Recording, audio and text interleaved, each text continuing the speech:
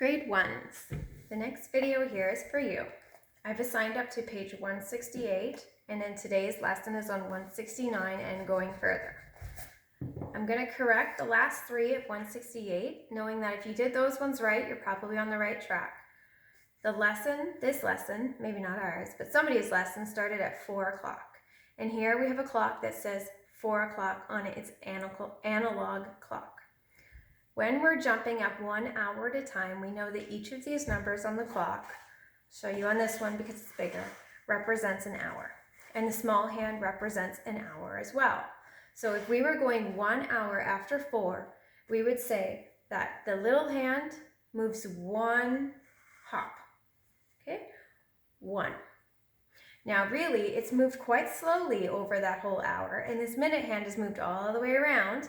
But if we were just counting 1 hour later, we would just hop from 1 hour to the next and say it lasted an hour. It ends at 5 o'clock. 5:00. And on the analog clock, the little hand is pointing directly at the 5, and the o'clock, the minute hand, is pointing up at 0, knowing that the 12 represents 0 minutes or 60, in this case, 0. Dad starts cooking at 5 o'clock. He cooks for an hour. So I'm going to jump one number on the hour hand in order to finish at 6:00. The little hand at the 6, big hand right up at the 12. And last one on page 168, the show starts at 11 o'clock and lasts 1 hour. We hop 1 hour to 12 o'clock, both hands pointing up, okay? But even if they're on the same number, we remember that this is 12 hours, and in this case, it's 0 minutes, 12 o'clock. Another way to say a half an hour after a clock is half past. Or if we write it with our digital clock, we would say an hour 30.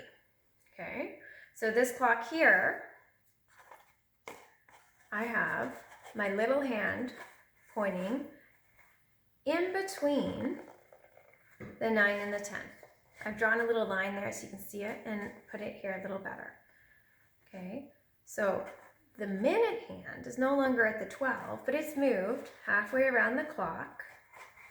If I shade the clock, I can see that it's split directly into half, representing half of an hour. 30 minutes is half of 60. 30 plus 30 is 60. So it's halfway between the 2 hours and halfway around the clock. 9:30 or 9:30. Okay. Well, that's one way to write it. If you flip the page, you're doing that as well. 3:30 would be between 3 and 4. So not quite at 3 o'clock anymore. The little hand is moving. So is the minute hand. It's moved halfway around, halfway between 3 and 4, 3:30. Okay, 2 ways to say it. And the rest of this page here, you look at it again, 10 and 11. It's not past 11, it's half past 10. Or 10:30.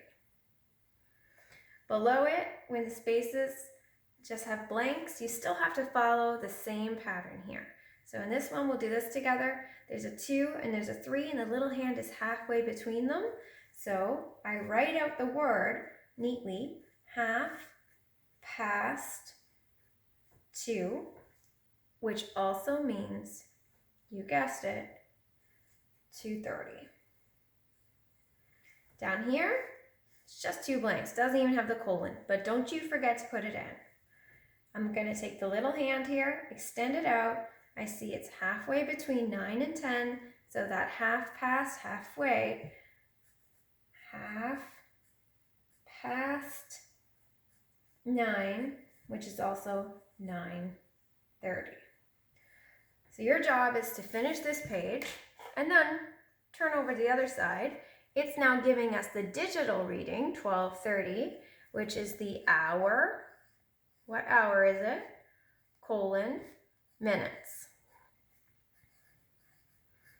Okay, so 12 o'clock happened, 30 minutes passed, the big hand has moved a little bit, halfway actually, halfway between the 12 and the 1, and the long hand has moved halfway across the clock, 12:30. So you're going to show that on the next one. Let's look at this one, 3:30, right here. If you point directly at the 3, that's close, but it's not right. Because pointing directly at the 3 would tell me that it's at 12 o'clock. I can actually tell time just by using the hour hand, by seeing how far it is in between the two numbers. So if you put that there, I'm going to say that it's incorrect.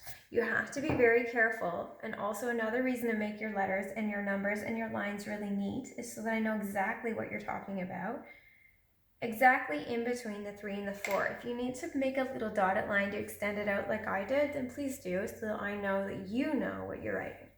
And then 30 would be directly at the 6, because remember that the 6 represents 30 minutes. 5, 10, 15, 20, 25, 30. It has moved 6 times, 6 groups of 5, which is actually getting into multiplication. Last one we'll do together, 7:30. In between 7 and 8 is the hour hand. So I write the small hand halfway between and 30 minutes all the way down.